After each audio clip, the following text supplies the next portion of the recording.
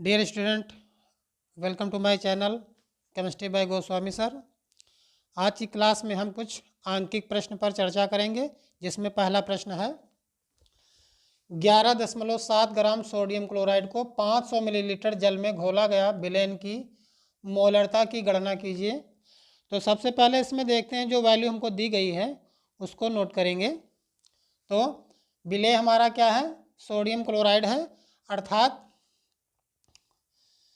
विलेय की मात्रा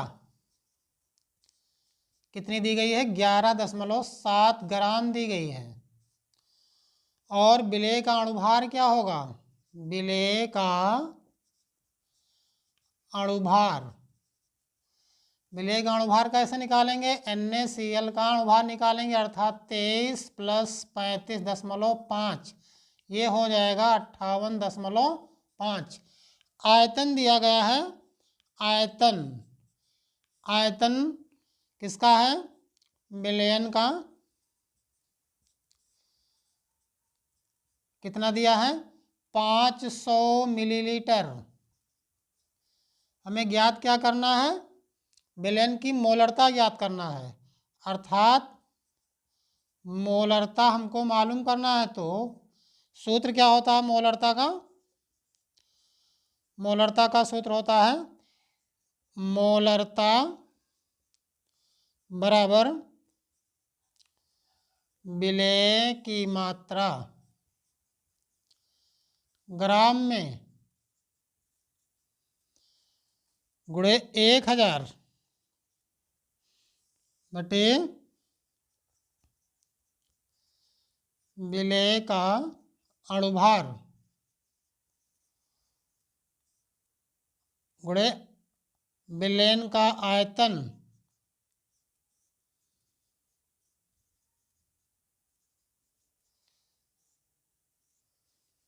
तो इस फार्मूले में हम वैल्यू रखेंगे। विलेय की मात्रा कितनी दी गई है? 11.7 ग्राम, 11.7 ग्राम और गुणे 1000। विलेय का अणुभार क्या है? 58.5। आयतन कितना दिया गया है? 500 मिलीलीटर। तो इसको हम हल करेंगे तो ऊपर आ जाएगा 2 और ये हो जाएगा, दशमलव हट जाएगा इसमें, तो ये हो जाएगा 2 × 14, 3, 2 × 2, नीचे होगा 585। इसको जब हम हल करेंगे तो आएगा 0.4 मोल प्रति लीटर। 36 ग्राम जल एवं 46 ग्राम एथिल अल्कोहल के मिश्रण में दोनों का मोल प्रभाव ज्ञात कीजिए। तो यहाँ पे जल है और एथिल अल्कोहल है, तो जल की मात्रा क्या है? जल की मात्रा बराबर 36 ग्राम।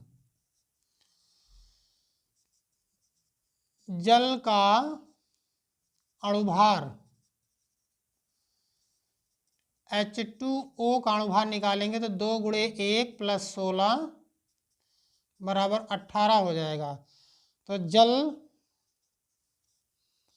के मोल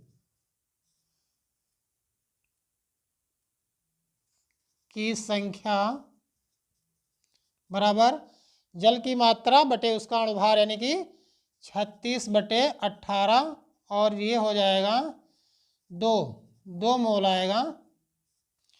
इसी प्रकार से हमको एथिल अल्कोहल की मात्रा दी गई है। एथिल अल्कोहल अर्थात C2H5OH, ये है आपका एथिल अल्कोहल, इसका सूत्र है C2H5OH की मात्रा दी गई है 46 ग्राम। C2H5OH का अणुभार क्या होगा? C2H5OH, और ये हो जाएगा 2 × 12 + 5 × 1 प्लस 16 ऑक्सीजन का प्लस हाइड्रोजन का 1, तो ये हो जाएगा 12 दूनी 24 प्लस 5 और 16 प्लस 1, 4 5 9 6 15 1 16 के 6 2 2 4 46। तो C2H5OH के मोल की संख्या बराबर हो जाएगा इसकी मात्रा 46 ग्राम बटे इसका अणुभार 46 बराबर 1 मोल। विलयन में जो घटक कम मात्रा में होता है वो विलेय होता है, जो ज़्यादा होता है वो विलायक होता है। अर्थात जल के 2 मोल हैं और एथिल अल्कोहल का 1 मोल है, तो इसको मैं विलेय मान सकता हूँ यानी कि स्मॉल n, और इसके 2 मोल हैं तो इसको मैं कैपिटल N मान सकता हूँ। तो हमको मोल प्रभाज ज्ञात करना है, तो जल का मोल प्रभाज, जल का मोल प्रभाज बराबर क्या होगा, जल के मोलों की संख्या। जल के मोल कितने माने गए हैं, 2। फार्मूला लिख लेते हैं पहले, कैपिटल N बटे small n plus capital N। Capital N का वैल्यू है 2 और स्मॉल n का वैल्यू है 1, तो 1 प्लस 2 ये हो जाएगा 2 बटे 3 बराबर आएगा 0.66। उसके बाद एथिल अल्कोहल, एथिल अल्कोहल का मोल प्रभाज क्या हो जाएगा, इसके लिए स्मॉल n माना है आपने, तो स्मॉल n बटे small n plus capital N। Small n का वैल्यू दिया है 1 और 1 प्लस कैपिटल N का 2, तो ये हो जाएगा 1 बटे 3। इसको हल करेंगे तो 0.33 आएगा, यही आपका आंसर होगा।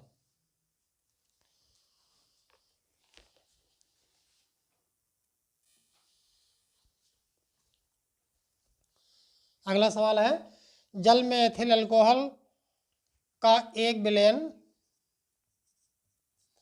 भारानुसार 46% है। विलयन में एथिल अल्कोहल तथा जल के मोल प्रभाज की गणना कीजिए। तो इसके लिए माना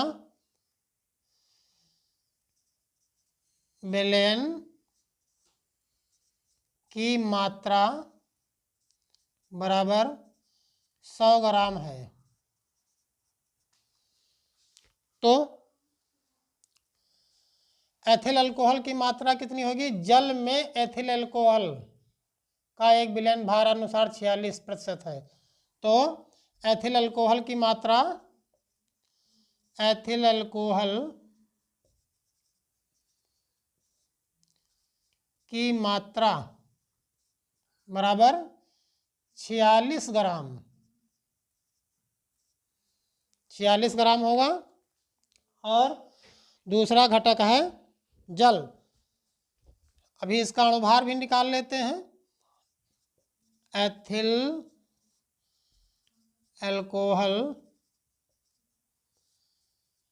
का अणुभार बराबर C2H5OH इसका सूत्र होता है, तो ये हो जाएगा 2 × 12 प्लस 5 × 1 प्लस 16 प्लस 1।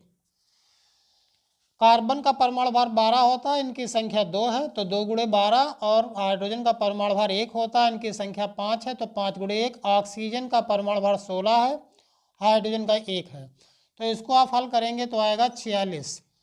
तो यहाँ पे इसके मोल भी निकाल लेते हैं। एथिल अल्कोहल के मोल बराबर हो जाएगा, एथिल अल्कोहल की मात्रा 46 और इसका अणुभार बराबर आएगा 1 मोल। इसी प्रकार से अब जल की मात्रा कितनी है, जल की मात्रा कितनी होगी, कुल विलयन 100 ग्राम है, जिसमें 46 ग्राम एथिल अल्कोहल है, बाकी क्या है, जल है, तो जल की मात्रा हो जाएगी 100 - 46 बराबर 54 ग्राम। हमें जल की मात्रा पता हो गई। जल का अणुभार क्या होता है, जल का अणुभार, मतलब H2O का अणुभार निकालेंगे तो ये हो जाएगा 2 गुणे 1 + 16 बराबर हो जाएगा 18। तो जल का अणुभार पता हो गया, जल की मात्रा पता हो गई और जल के मोल निकाल लें। जल के मोल की संख्या बराबर जल की मात्रा ग्राम में कितने हैं 54 और बटे इसका अणुभार कितना है 18, तो आएगा 3 मोल। तो जल विलायक है तो इसके लिए मैंने कैपिटल N माना, और एथिल अल्कोहल 1 मोल है तो इसके लिए मैंने स्मॉल n माना। तो अब हम निकालेंगे एथिल अल्कोहल का मोल प्रभाज, C2H5OH का मोल प्रभाज, इसके मोल यानी स्मॉल n बटे small n plus capital N।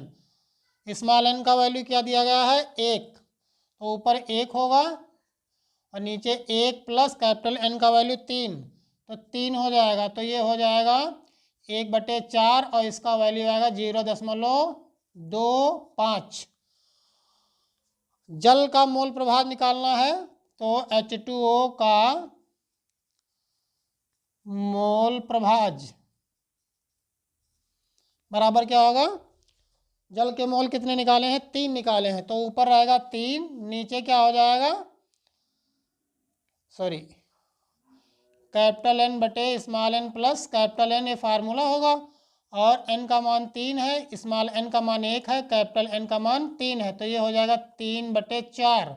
इसको सॉल्व करेंगे तो 0.75 आएगा। इस प्रकार से एथिल अल्कोहल का मोल प्रभाज 0.25 और जल का मोल प्रभाज 0.75 है।